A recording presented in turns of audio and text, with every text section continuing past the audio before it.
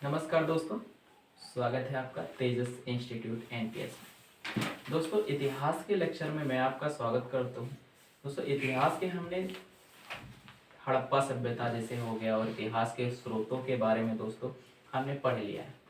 तो दोस्तों, इतिहास के स्रोतों के बारे में पढ़ लिया है। हमारे प्लेलिस्ट में 2-3 वीडियोस पड़े हुए हैं और जिन दोस्तों ने नहीं देखे हैं वो जाके प्लेलिस्ट में पहले उन वीडियो को देखें।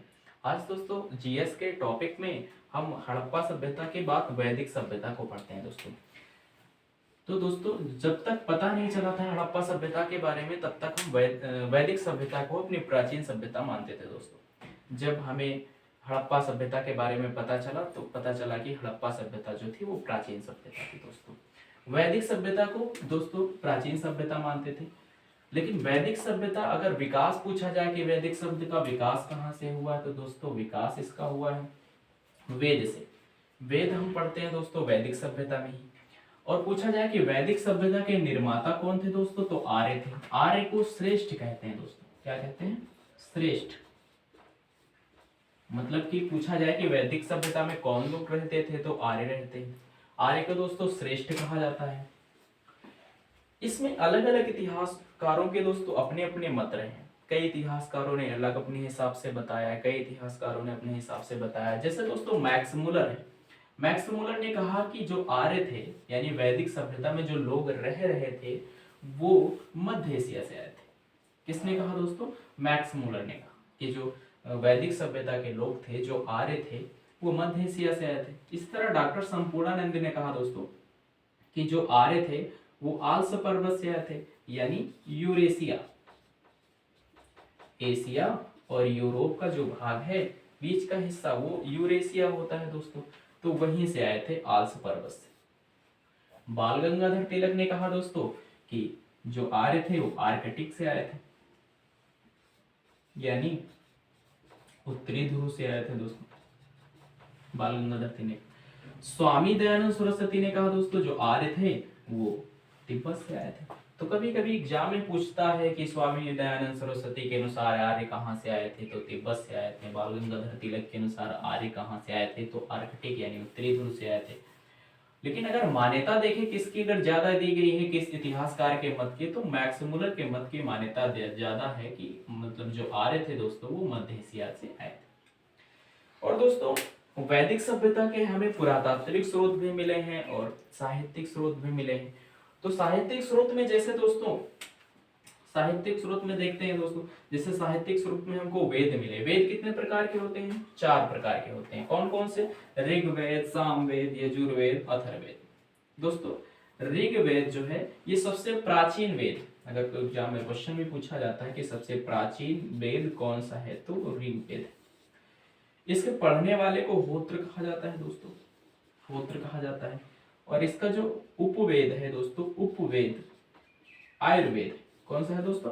आयुर्वेद। तो एग्जाम में पूछा जाएगा कि ऋग्वेद का उपवेद कौन है, तो आयुर्वेद है। इसमें 10 मंडल है दोस्तों, 10 मंडल और 1028 सूक्त हैं, यानी कि मंत्र है।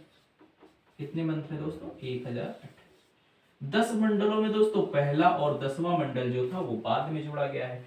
कुछ मंडल के और भी क्वेश्चन आते हैं, जैसे तीसरे मंडल में दोस्तों, तीसरे मंडल में गायत्री मंत्र का उल्लेख है दोस्तों। गायत्री मंत्र का, गायत्री मंत्र दोस्तों विश्वामित्र ने इसकी रचना की। रचना पूछा जाए तो विश्वामित्र। पूछा जाता है कि किस देवता पर उल्लिखित है, तो सविता।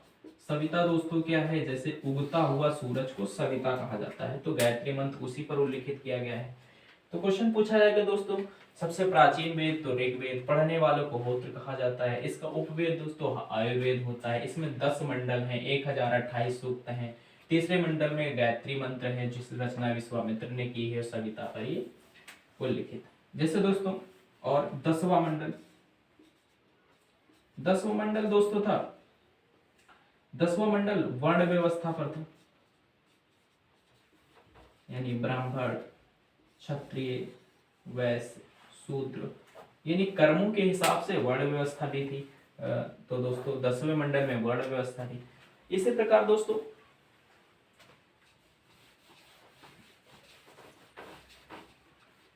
सामवेद। सामवेद दोस्तों ये संगीत का वेद कहा जाता है। सामवेद को दोस्तों संगीत का वेद कहा जाता है। क्वेश्चन में पूछा जाता है कि संगीत का वेद किसे कहते हैं दोस्तों, तो सामवेद को कहते हैं। इसको पढ़ने वाले को दोस्तों उद्गाता कहा जाता है और इसका जो उपवेद है वो गंधर्व वेद है। क्वेश्चन भी पूछा जाता है कि सामवेद का उपवेद कौन है, तो गंधर्व वेद। तो इसे संगीत का वेद किसे कहा जाता है, तो सामवेद को कहा जाता है। इसी तरह दोस्तों यजुर्वेद है। यजुर्वेद है ये पढ़ने वाले को अर्धायु कहा जाता है और इसका जो उपवेद है दोस्तों धनुर्वेद है। इसमें यज्ञों का वर्णन किया गया है। तो खास बात यह है कि ये जो यजुर्वेद है दोस्तों ये गद्य और पद्य दोनों हिसाब से इसकी रचना की गई है। इस तरह दोस्तों अथर्ववेद है। अथर्ववेद को पढ़ने वाले को ब्रह्म कहा जाता है और इसका उपवेद दोस्तों शिल्पवेद है। इसमें जादू, टोना, वशीकरण ये सारी चीजें दोस्तों किसमें आती हैं, तो अथर्ववेद में आती है। ये दोस्तों सबसे बाद का भी वेद है। पूछा भी जाता है कि सबसे बाद का वेद कौन है, तो अथर्ववेद है दोस्तों। सबसे बाद का वेद अथर्ववेद है। तो एक बार रिवीजन कर देते हैं दोस्तों। इससे वैदिक सभ्यता का विकास तो वेद से हुआ है। इसके निर्माता जो थे आर्य थे श्रेष्ठ, और कई इतिहासकारों के मत रहे हैं, जैसे मैक्स मूलर के मध्य एशिया से आए हैं, बाल गंगाधर तिलक आर्कटिक उत्तरी ध्रुव से, डॉक्टर श्रमपूर्णानंद आल्स पर्वत से, स्वामी दयानंद सरस्वती तिब्बत से। और जैसे साहित्यिक स्रोत में जैसे वेदों की अगर रचना की देखी जाए तो 4 प्रकार के वेद हैं। ऋग्वेद सबसे प्राचीन वेद, पढ़ने वाले को होत्र कहा जाता है। आयुर्वेद इसका दोस्तों उपवेद है। 10 मंडल है, 1028 सूक्त है दोस्तों। सामवेद संगीत का वेद है दोस्तों। गाता गंधर्व वेद इसका जो है उपवेद है। गाता पढ़ने वाले को कहा जाता है। यजुर्वेद में दोस्तों यज्ञ का वर्णन है और गद्य पद्य दोनों में लिखा गया है। अर्धायु कहा जाता है और धनुर्वेद इसका उपवेद है दोस्तों। अथर्ववेद में दोस्तों जादू, टोना, वशीकरण इसमें सारी चीजें बताएं। पढ़ने वाले को ब्रह्म कहा जाता है और इसका जो उपवेद है शिल्पवेद। इसके आगे दोस्तों नेक्स्ट वीडियो में हम पढ़ेंगे।